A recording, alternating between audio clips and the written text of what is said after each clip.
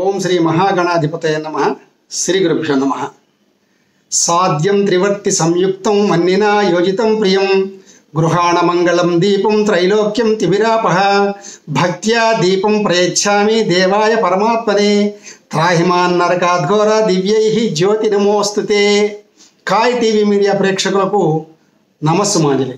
మనం ఇప్పుడు ఈ వీడియోలో కార్తీక మాస వ్రత నియమములను చక్కగా పాటిస్తూ దీపదానము, దీపోత్సవము, దీపమును వెలిగించుట ఇలాంటి కార్యక్రమాలను భక్తి శ్రద్ధలతో చేస్తే వచ్చేటటువంటి అఖండమైన ఫలితములు ఏమిటి అనేది పద్మపురాణ అంతర్గతమైనటువంటి దీపదాన మహిమ అనే ఒక బహు చక్కటి కథ ఉందండి. అది ఈ వీడియోలో తెలుసుకుందాము. మనకు సంవత్సరంలో వచ్చేటటువంటి అన్ని మాసాల్లో కల్లా పుణ్యప్రదమైన మాసం కార్తీక మాసం. ఇది సంవత్సరంలో 8వ మాసం.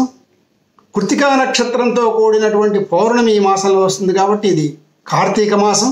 కార్తీక మాసంలో గృహ నిర్మాణం అఖండ ఫలితాన్ని ఇస్తుందని చెప్పి మత్స్యపురాణం తెలియజేస్తున్నది. దీనిని కార్తీక దామోదర మాసం అని కూడా అంటాం. అందుకనే మనము కార్తీక దామోదరుణ్ణి చక్కగా కొలుచుకుంటాం. అలాగే ఈ మాసంలో చేసే పూజలు కానీ అర్చనలు, అభిషేకాలు, దీపోత్సవం, దానము, వ్రతము, సేవా భావము, అలాగే ఆకాశ దీపం పెట్టడము ఇవన్నీ కూడా అఖండ ఫలితాన్ని ఇస్తాయి. గంగా స్నానము, నదీ పరివాహక ప్రాంతంలో ఉండేవాళ్ళు నదీ స్నానము, అలాగే ఉసిరి చెట్టు నీడన కొలను ఉంటే ఆ స్నానము, కార్తీక పౌర్ణమికి విశిష్టమైనది సముద్ర స్నానము, ఆ రోజు దీపములు వెలిగించడం, సత్యనారాయణ స్వామి వ్రతము, అలాగే శివుడికి అభిషేకము. సోమవారాల్లో ముఖ్యంగా 4 సోమవారాలు వస్తాయండి. అభిషేకము మహాన్యాసపూర్వక ఏకాదశి రుద్రాభిషేకాలు చేస్తే అఖండమైన ఫలితం. బిల్వదళాలతో శివుణ్ణి, తులసితో విష్ణువుని పూజించడం చాలా ముఖ్యమైన విషయం ఇక్కడ. అలాగే మనం ఇంకా కూడా ఉభయ సంఖ్యల్లో దీపం వెలిగించాలి, ఇంట్లో కానీ దేవాలయాల్లో కానీ. అలాగే ఉపవాసము, నక్తవ్రతాలు చేయాలి, అంటే పగలంతా ఉపవాసం ఉండి రాత్రికి భోజనం చేయటం. కాబట్టి ముఖ్యంగా ఏకాదశుల్లో విష్ణు పూజ చేయటం, విష్ణు సహస్రనామం చదువుకోవటం, భాగవతం చదవటం ఇవన్నీ కూడా ఎన్నో చెప్పారండి.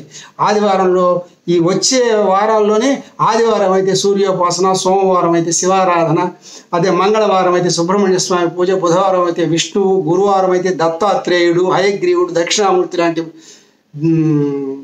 దేవుళ్లను చక్కగా ఆరాధించి పూజించి తరించటం. ఇలాగా శుక్రవారం అయితే అమ్మవారు, గణపతి పూజ చేసుకోవటం. ఇంకా శనివారంలో వెంకటేశ్వర స్వామి, విష్ణు సంబంధమైన పూజలు, శివ సంబంధమైన పూజలు, అమ్మవారి పూజలు ఏవైనా చేసుకోవచ్చండి. చాలా అఖండ ఫలితాన్ని ఇస్తాయి. అలాగే మనకు ఎన్ని పండుగలు ఉన్నాయండి? 30 రోజులు పర్వదినాలే. ముఖ్యంగా కొన్ని పండుగలు చెప్తానండి. ప్రారంభంలోనే మొదటి రోజు బలిపాడ్యమి, ప్రతిపత్తిది, తర్వాత భగినిహస్త భోజనం, అలాగే నాగుల చవితి, అలాగే జ్ఞాన పంచమి, కోటి సోమవారం అఖండ ఫలితాన్ని ఇస్తుంది. తర్వాత ఉత్థాన ఏకాదశి, క్షీరాబ్ది ద్వాదశి, అలాగే కార్తీక పౌర్ణమి రోజు కేదారేశ్వర వ్రతం, సత్యనారాయణ స్వామి వ్రతం చేసుకుంటే అఖండ ఫలితాలు, గోపూజ చేసుకుంటే అఖండ ఫలితం. అలాగే దేవాలయములకు వెళ్ళి దేవాలయంలో దీపాన్ని వెలిగించటం, ఆవు నెయ్యితో కానీ నువ్వుల నూనెతో కానీ మీ శక్తి అనుసారం అనేక దీపాలను వెలిగించటం. తర్వాత మనం ఉసిరికాయ మీద బొడ్డు ఒత్తి పెట్టి దానం చేయటం. మహాపండితులకి ఇవన్నీ దానాలు చేయాలి. ముఖ్యంగా దీపదానం అమిత ఫలితాన్ని ఇస్తుంది. పౌర్ణమి రోజు అయితే అఖండ ఫలితం. ఆకాశ దీపాన్ని మనం రోజు చూడాలండి. దేవాలయంలోకి వెళ్ళి ధ్వజస్తంభానికి ఆకాశ దీపం పెడతారు.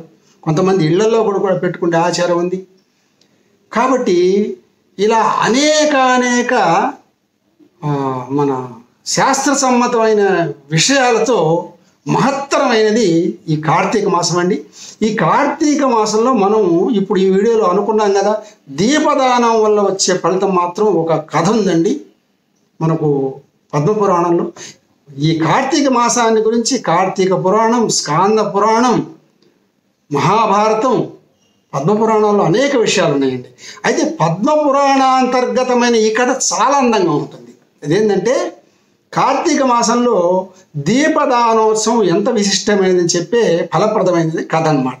ఈ సందర్భంలో పద్మపురాణాలు తెలిపిన కథ చాలా ముచ్చటగా ఉంటుంది. అంతేకాదండి, అవి కృతయుగాంతపు రోజులు. ఇక్కడి నుంచి కథ ప్రారంభమవుతుంది. అలాగే మాయాపురం అని చెప్పి ఊరు. ఆ ఊరిలో దేవశర్మ అనేటటువంటి సద్గుణ సంపన్నుడైనటువంటి సకల శాస్త్ర పారంగతుడైనటువంటి ఒక పండితుడు. ఆయన సూర్యోపాసకుడు కూడా. ఆయనకు సుగుణాల రాశి అయిన గుణవతి అనే కూతురు కూడా ఉందండి. పెళ్ళిడికి వస్తుంది. ఆ సందర్భంలో మహాపండితుడైన తర్క, మీమాంస, న్యాయ, వైశేషిక, భాట్ట, ప్రాభాకర, వ్యాకరణాది షట్శాస్త్రాల్లో దిట్ట అయినటువంటి తన శిష్యుడైనటువంటి చంద్రుడు అని పేరు గల అబ్బాయికి ఈ తన కూతురైన గుణవతినిచ్చి పెళ్లి చేస్తాడండి. తన శక్త్యానుసారం పెళ్లి చేస్తారు. అలా వాళ్ళ సంసారం చక్కగా సాగిపోతుంటుంది. అందరూ కూడా చాలా నిష్ఠగా జీవితాన్ని గడుపుతూ ఉంటారు.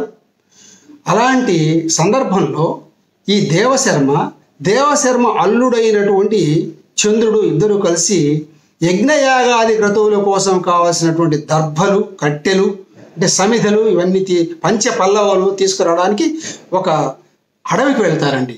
చాలా లోతట్టు ప్రాంతానికి వెళతారు. అక్కడ ఇవన్నీ సేకరిస్తున్న సమయంలో ఒక రాక్షసుడు వీళ్ళని చంపేస్తాడండి. సూర్యోపాసకులైనందువల్ల వాళ్ళిద్దరూ కూడా స్వర్గానికి వెళతారు. ఈ సంగతి తెలుసుకున్నటువంటి గుణవతి చాలా దుఃఖించి నైష్ఠిక జీవితం గడుపుతూ భగవంతుని యందు పరిపూర్ణమైన భక్తి నిలిపి పితృకార్యక్రమములన్నీ చక్కగా నిర్వర్తిస్తుందండి. అప్పటి నుంచి కూడా నిర్వర్తిస్తూ క్రమం తప్పకుండా వస్తున్నది. పితృకార్యక్రమాలన్నీ చేస్తుంది అన్నమాట. అలాగే కార్తీక మాసం వచ్చేటప్పటికి పాడ్యమి మొదలుకొని అమావాస్య వరకు చేయవలసిన విధులన్నీ, ముఖ్యంగా అమావాస్య రోజునైతే పితృకార్యక్రమాలను ఎంతో శ్రద్ధతో దగ్గరుండి ఆమె చేయిస్తూ ఉండేదండి. అలాంటి గొప్ప వ్యక్తి ఆమె. ముఖ్యంగా కార్తీక పౌర్ణమి రోజైతే అనేక రకములైనటువంటి దీపములు పెట్టి అటు పరమేశ్వరుణ్ణి అభిషేకిస్తుంది. ఈ శ్రీ మహావిష్ణువును చక్కగా విష్ణు సహస్రనామాలతో పూజిస్తుంది. అమ్మవారిని లలితా సహస్రనామాలతో అమ్మవారిని పూజిస్తుంది. అలాగే ఉపవాసం ఉంటుంది. దీపదానాలు చేస్తూనే ఉంటుంది. దీపం వెలిగిస్తుంటుంది. ఇంట్లో తులసికోట దగ్గర 2 పూట్ల దీపం పెడుతుంది.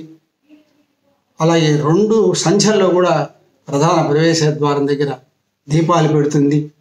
రోజు గోసేవ చేస్తుంది. ఇలాగా ఆమె నైష్ఠిక జీవితం గడుపుతూ ఉన్న సందర్భంలో ఒక కార్తీక పౌర్ణమి రోజు గంగా స్నానం చేస్తూ గంగేతి యో బ్రూయాత్ యోజనానాం శతైరపి ముచ్యతే సర్వపాపేభ్యో విష్ణులోకం సగచ్చితేని చక్కగా మంత్రం చెప్పుకుంటూ స్నానం చేస్తూ ఆ గంగలో దీపాన్ని కూడా వదులుతుంది. పితృదేవతలను స్మరించుకుంటూ స్నానం చేస్తూ ఆ గంగలో పడి చనిపోతుందండి.